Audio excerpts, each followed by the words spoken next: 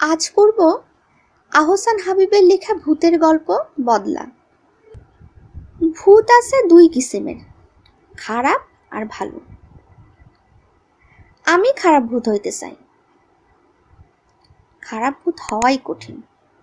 সাধুজি, আমার একটা ব্যবস্থা কইরা দেন, যেমনে হোক আমার খারাপ ভূত হইতেই হইব। কঠিন কাজ। বৃদ্ধ সাধুকে বিশেষ চিন্তিত মনে হয়। প্রেত সাধনা করছি প্রায় 60 বছর। তোমার মতো এরকম কেউ আসে নাই। ভূত হইতে চাই। বৃদ্ধ হাসে। সাধু বাবা, একটা ব্যবস্থা করেন। খারাপ ভূত হইতে হইলে খারাপ মানুষ হইতে হয়। তুমি মানুষ কেমন আছিলা? যে মানুষ ভালোই আছিলাম। বিয়া শাদি করি নাই। স্কুলে অঙ্ক পড়াইতাম। কারো সাত পাশে ছিলাম না কখন। হঠাৎ চেয়ারম্যান সাহেব আইসা একটা ফলস মার্ডার কেসে আমাকে ফাঁসাইয়া জেলে ঢুকাইয়া দিল। ফাঁসি হইয়া যাইত, যাবজ্জীবন হইল। সবই তো আপনারে বলছি সাধু বাবা। আমাকে সাধু বাবা বলবা না, কতবার বলছি। তাহলে কি বলবো? বাসুতান্ত্রিক বলো। আমি বাসুতান্ত্রিক। প্রেতজনে প্রাপ্ত হয়েছি 30 বছর বয়সে। সেই শুরু। যা হোক, তোমার ঘটনাটা আবার বলো। তারপর মিথ্যা কেসে 14 বছর জেল খাটলাম। বাহির হয়ে আয়সা দেখি আমার জমির উপর চেয়ারম্যান সাহেবের আলিশান 4 তলা বাড়ি। তাই ভাবলাম প্রতিশোধ নিব। মানুষ হইয়া পারবো না, আমার কোনো ক্ষমতা নাই। ভূত হইয়া প্রতিশোধ নেব। তোমার বুদ্ধি খারাপ না, কিন্তু ওই যে কঠিন কাজ। খারাপ ভূত হওয়া সত্যিই কঠিন। সেই জন্যই তো আপনার কাছে আসা। আপনি যেমনে বলেন। দেখি তোমার করতল দেখাও। জি? মানে? মানে তোমার ডান হাত দেখাও। তোমার রেখা বিচার করব। আমিনুর রহমান ডান হাত পাতে। বাসুতান্ত্রিক তীক্ষ্ণ চোখে তাকিয়ে থাকে তার করতলের দিকে। তারপর দীর্ঘশ্বাস ফেলে চোখ বন্ধ করে। সাধুজি, বাসুতান্ত্রিক, কি বুঝলেন? তোমার শিরোরেখা যেখানে পশুভাব আর মনুষ্যভাবকে আলাদা করছে, তাতে করে বোঝা যায় তোমার মধ্যে মনুষ্যভাব প্রবল। জি, বুঝলাম না। মনুষ্যভাব কমায়া পশুভাব আনতে হবে তোমার মধ্যে, নাইলে হবে না। খারাপ কাজ করতে হবে, তারপর আত্মঘাতী হইবা। কি পারবা? অবশ্যই পারবো। পারার জন্যই তো আপনার কাছে আসছে। তাইলে যাও, পরশু রাত মাঘে পূর্ণিমা রাত ঠিক 12টায় চলে আসবা এইখানে। খালি পেটে আইবা। পেটে যেন ক্ষুধা থাকে, তীব্র ক্ষুধা। জি আচ্ছা। বাবা, আসবো? কে? জুনায়েদ? কি খবর? আয়। আজগর সাহেব তার এই ছেলেটাকে একটু সমীহ করেন ভিতরে ভিতরে। বাইরে অবশ্য বুঝতে দেন না সেটা। জুনায়েদ সাংবাদিকতা করে, আবার মানবাধিকার বিষয়ক ছোট বড় নানান কর্মকাণ্ডের সাথে যুক্ত। অদ্ভুত অদ্ভুত বিষয় তার আগ্রহ। অনেক দিন ধরে গ্রামে ঘুরে বেড়াচ্ছে। থাকে অবশ্য ঢাকায়। ঢাকায় আজগর সাহেবের 2টো ফ্ল্যাট আছে, একটা ধানমন্ডিতে, একটা বাড়িধারায়। তিনি থাকেন ধানমন্ডিতে। যখন চেয়ারম্যান ছিলেন তখন বেশিরভাগ সময় থাকতেন গ্রামের। এমপি হওয়ার পর থেকে অবশ্য রাজনৈতিক কারণেই ঢাকাতে থাকেন। এবার অবশ্যই একটা পারিবারিক অনুষ্ঠানে 2 দিনের জন্য সবাইকে গ্রামের বাড়িতে এনেছেন। বাবা? হ্যাঁ, বলো। তোমার সঙ্গে কয়েকটা বিষয়ে কথা ছিল। বলো। আমিনুর রহমান নামে তুমি কাউকে চিনো? মানে? ভ্রু কুচকে যায় আজগর সাহেবের। আমিনুর কে? এই গ্রামের স্কুলের একজন অঙ্কের টিচার ছিল, ভালো লোক ছিল। আজ থেকে 14 বছর আগে তাকে মিথ্যা খুনের মামলায় ফাঁসিয়ে জেলে ঢোকানো হয়। মনে পড়েছে? আজগর সাহেব ঢোক গেলেন। তুমি এসব তথ্য কোথায় পেয়েছো? গত সপ্তাহে আমিনুর রহমান ছাড়া পেয়েছে। তার জায়গার উপর আমাদের এই বাড়িটা তুমিই বানিয়েছ। আমিনুর জেলে ঢোকার পর মনে পড়েছে? এমপি আজগর সাহেবের চল শক্ত হয়ে আসে। জুনায়েদ, তুমি কিন্তু সীমা অতিক্রম করছো। যা বোঝো না। বাবা, আমার খুব ইচ্ছে করছে তোমার মুখে থুতু ফেলতে। তুমি কি খুব মাইন্ড করবা? এসব কি হচ্ছে? ছি ছি, এসব কি বলছিস জুনায়েদ?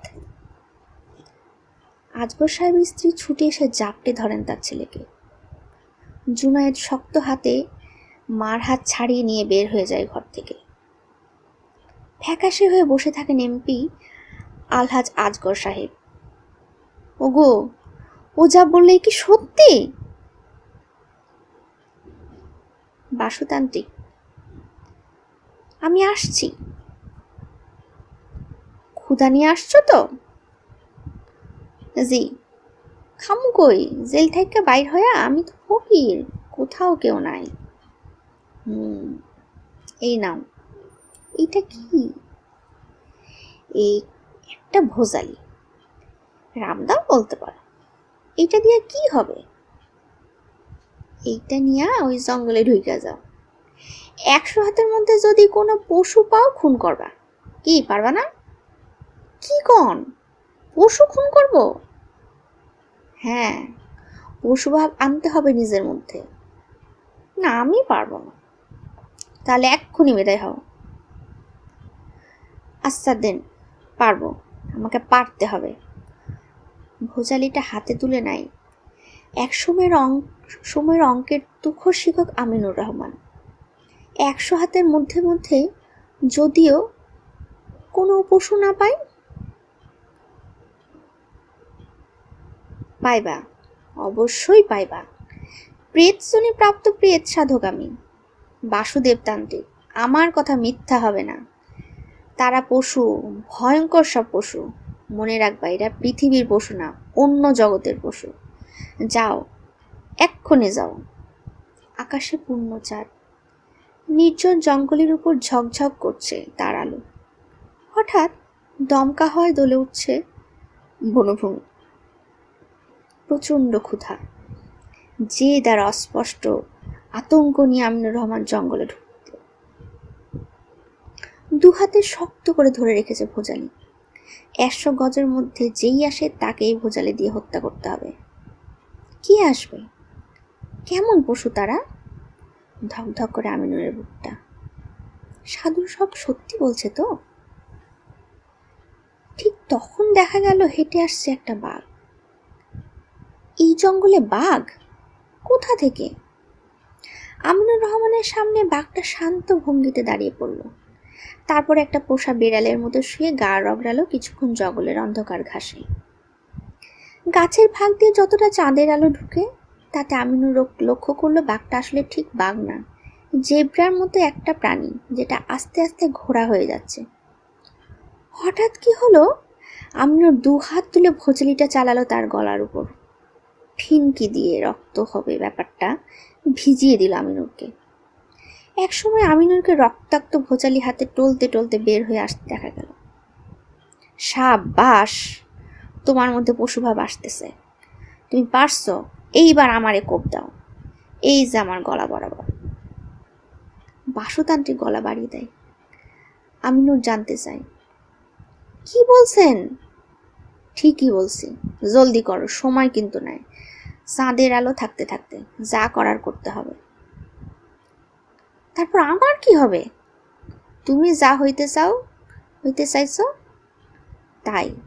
প্রতিশোধ নিবা না? ওই যে আজগর তোমারে পিতৃভূমি ছাড়া করছে, মারবা না তারে? মারবো, অবশ্যই মারবো। কিন্তু আমি আপনারে মারতে পারবো না। অবশ্যই পারবা, পারতেই হবে, জলদি করো, সময় কিন্তু নাই। ভয়ঙ্কর গলায় বলে বাসুতান্ত্রিক। আমিনুর আর দেরি করে না, চোখ বন্ধ করে ভোজালিটা শূন্যে উঠায়।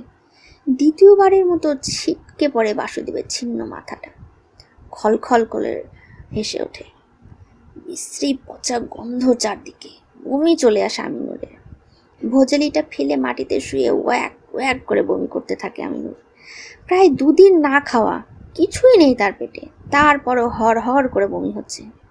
বিশ্রী পুঁতি গন্ধময়। ছাদে হাঁটছেন আজগর সাহেব। আজই ঢাকায় ফিরে যাবেন। সন্ধ্যা ঘনিয়ে আসছে। তার মেজাজ ভালো নেই। ছেলেটা ভালো ঝামেলা পাকিয়েছে। 14 বছর আগের কেস নিয়ে জলঘোলা করছে। তিনি কি করবেন বুঝতে পারছেন না। সকাল থেকে সে নেই, চলে গেছে ঢাকায় নাকি। আরেকটা খবর তার কানে এসেছে, পাকা খবর। আমিনুর জেল থেকে বের হয়ে আত্মহত্যা করেছে, কিংবা তাকে কেউ হত্যা করেছে। উত্তরের জঙ্গলে তার লাশ পাওয়া গেছে, ছিন্ন ভিন্ন লাশ। কেউ তাকে কুপিয়ে মেরেছে। কে হতে পারে? তবে তিনি নন। চেয়ারম্যান সাহেব ভালো আছেন? চমকে পিছন ফিরে তাকায় আজগর সাহেব। তাকে চেয়ারম্যান বলে আর কেউ ডাকে না, সবাই বলে এমপি সাহেব। কে? আমি, আমিনুর। হতচকিয়ে যান আজগর সাহেব। আমিনুর যে মারা গেছে, পাকা খবর। তাহলে এ কে? তুমি? জি, আমি ছিলাম একজন অঙ্কের শিক্ষক। মনে পড়ছে? কি চাও? কিছু চাই না, দেখতে আসলাম আপনার, বলে এগিয়ে আসতে থাকে আমিনুর। প্রচণ্ড আতঙ্কে পিছিয়ে যেতে থাকেন তিনি। কি চাও? কিছু চাই না, দেখতে আসলাম আপনারে। এগিয়ে আসতেই থাকে আমিনুর। আজগর সাহেব হঠাৎ খেয়াল করেন তিনি যে দিকটায় রেলিং নেই সেদিকে পিছাচ্ছেন। এই, কে আছো? গলা ফাটিয়ে চিৎকার করার চেষ্টা করলেন তিনি। গলা দিয়ে আওয়াজ বেরোলো না। ফাটা বাঁশের মতো ফ্যাস ফেসে একটা আওয়াজ হলো। এগিয়ে আসছে রহস্যময় লোকটা। সে কি সত্যিই আমিনুর? চারদিকে একটা পচা গন্ধ। হঠাৎ পা হড়কালো। তিনি তাল সামলানোর চেষ্টা করলেন, পারলেন না। ঝপ করে তলিয়ে গেলেন নিচে। ধর্মর করে উঠে বসেন আজগর সাহেব। কি হলো তোমার? স্ত্রী সালমা বেগম হঠাৎ অবাক হয়ে তাকান।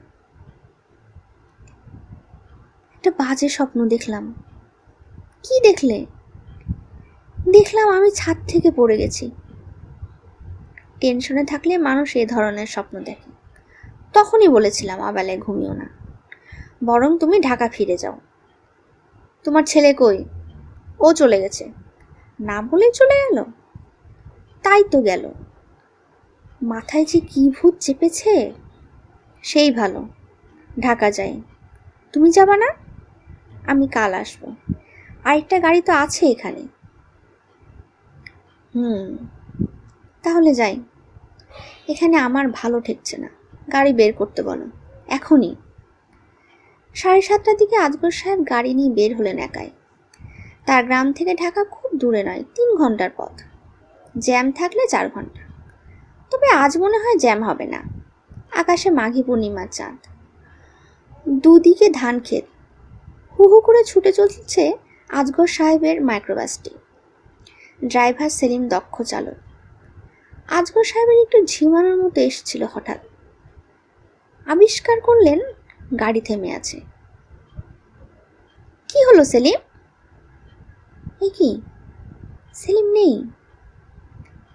গাড়ি থেমে আছে একটা খোলা প্রান্তরে। জায়গাটা আজগর সাহেবের পরিচিত। এখানে নাকি আমিনুরের লাশ পাওয়া যায়। এই সেলিম, তুই কই? স্যার, এই যে করতেছি। খুব চাপ ধরছিল তো। আজগর সাহেব হতভম্ব হয়ে দেখেন ড্রাইভার সেলিম একটু দূরে দাঁড়িয়ে দাঁড়িয়ে ছোট কাজ করছে।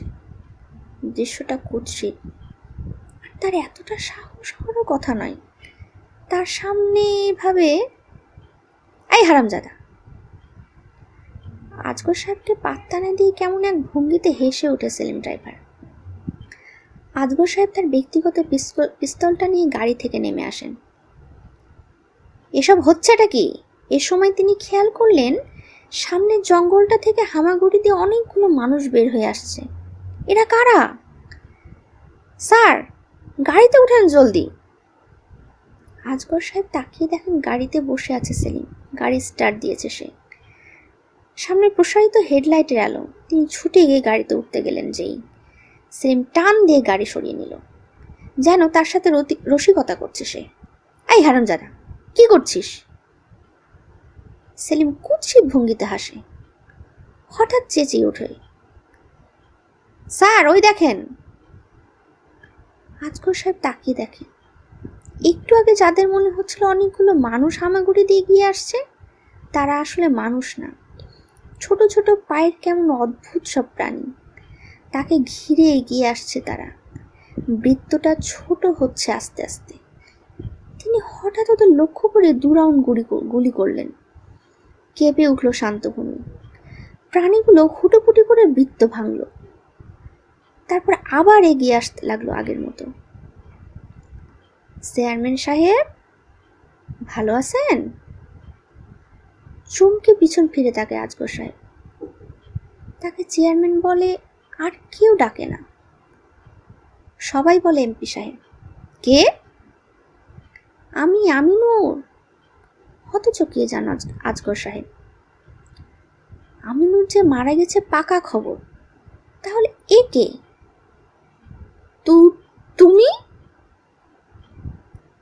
জি, আমি ছিলাম একজন অঙ্কের শিক্ষক। মনে পড়ছে? কি চাও? কিছু চাই না, দেখতে আসলাম আপনারে, বলে এগিয়ে আসতে থাকে আমিনুর। প্রচণ্ড আতঙ্কে পিছিয়ে যেতে থাকেন তিনি হঠাৎ বুঝতে পারেন সন্ধ্যায় দেখা স্বপ্নটা এখন ঘটছে। স্বপ্নে ঘটেছিল তার বাসার ছাদে, এখন ঘটছে খোলা প্রান্তরে। কি চাও? কিছু চাই না, দেখতে আসলাম আপনারে। এগিয়ে আসতেই আছে আমিনুর।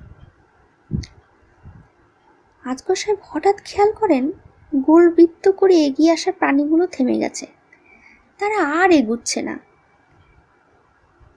এই, কি আছো? গলা ফাটিয়ে চিৎকার করার চেষ্টা করলেন তিনি। গলা দিয়ে আওয়াজ বেরোলো না। ফাটা বাঁশের মতো ফ্যাঁসে একটা আওয়াজ হলো। এগিয়ে আসছে লোকটা আসলে কে? সেলিম ড্রাইভার নাকি আমিনুর?